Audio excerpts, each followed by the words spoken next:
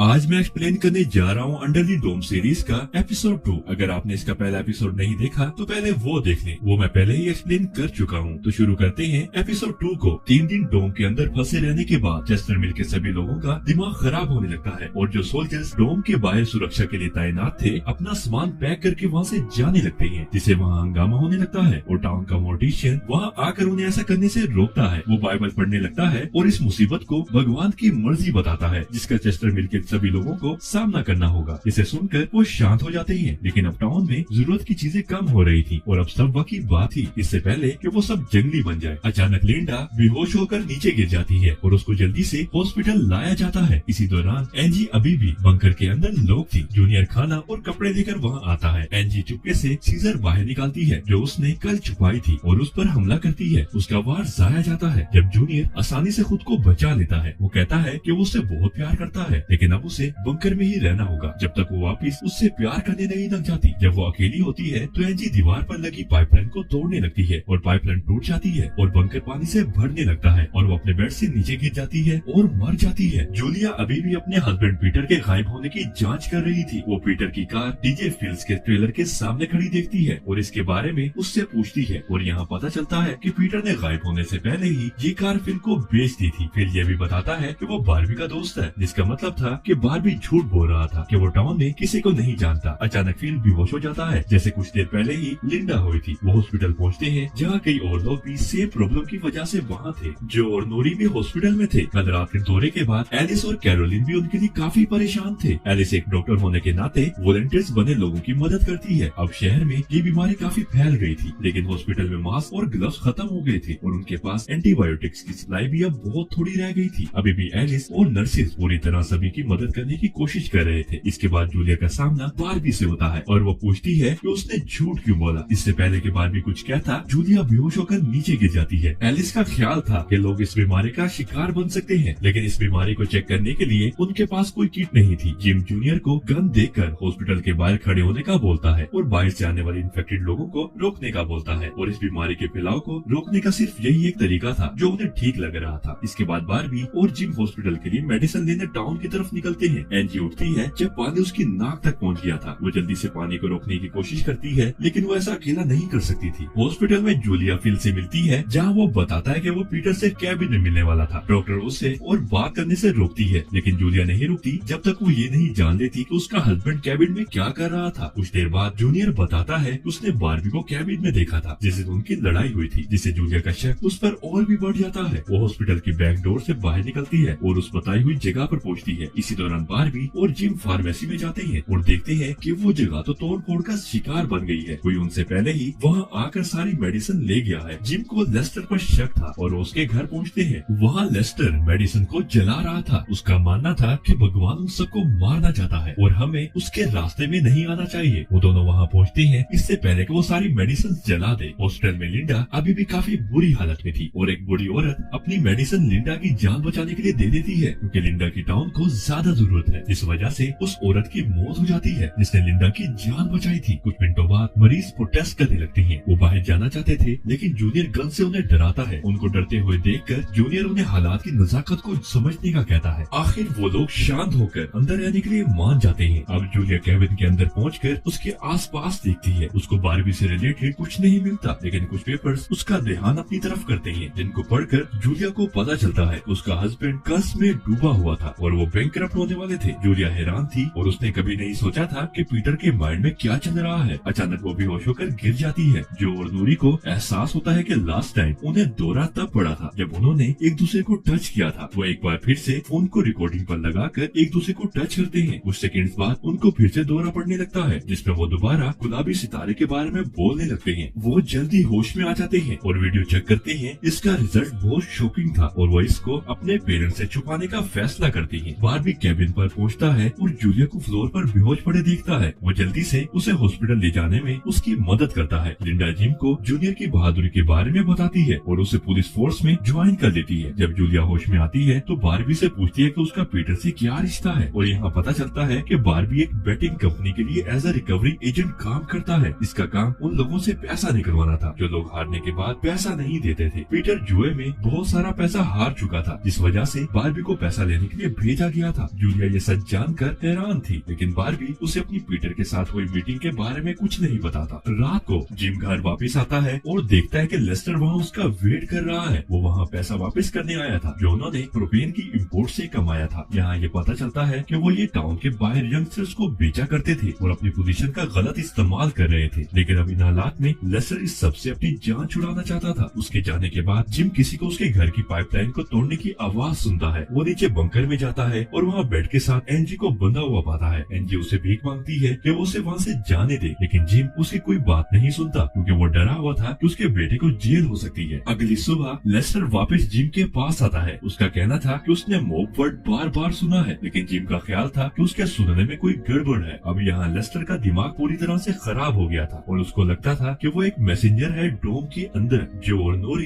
एक साथ है। जब वो डोम की दूसरी तरफ बहुत ज्यादा तितलियों को फंसे हुए देखती है, ये डोम गैर मौसमी तितलियों को अपनी तरफ आकर्षित कर रहा था। उनके हटने के बाद कई लोगों से भरी बसेस चेस्टर मिल के बाहर आती है। ये अंदर फंसे लोगों के रिश्तेदार थे और ये गवर्नमेंट के ऑर्डर पर वहाँ उन्हें हाय कहने आए थे। कई लोग डोम के पास जमा होकर अपने प्यारों से मिलते हैं जिनसे वो सालों से नहीं मिले थे। वहाँ लिंडा भी अपनी फियांसी से मिलती है। बाहर की दुनिया में डोम अब एक इंटरनेशनल न्यूज बन चुका था और कई रिपोर्टर्स पुराने बिछड़े रिश्तेदारों के मिलाप को टीवी पर दिखा रहे थे। इसी दौरान लेस्टर लोगों को मौत के बारे में बताने लगता है और कैसे भगवान उन्हें मौत की तरफ लेकर जा रहा है। जिम उसे रोकने की कोशिश करता है, लेकिन लेस्टर बदले में उसे अपने गुनाहों को सबके सामने कबूल करने का कहता है। वो जिम को माफी मांगने के लिए सिर्फ एक दिन देता है और अगर उसने ऐसा ना किया तो वो सबके सामने उसकी असलियत जाहिर कर देगा। जूलिया क्राउड में अपनी सिस्टर इन लॉ से मिलती है जो उसे पीटर का एक लेटर दिखाती है जिसमें वो अपने किए पर सबसे माफी मांगता है और कहता है कि जूलिया मुझसे बेहतर डिजर्व करती है। अब यहाँ जूलिया को लगता है कि पीटर शायद अपने कर्ज की वजह से भाग गया है। दिन के खत्म होने से पहले मिलिट्री सभी यात्रियों को वहाँ से भेजने की तैयारी करना शुरू करती है। बारबी अपने पुराने बैच का इस्तेमाल करके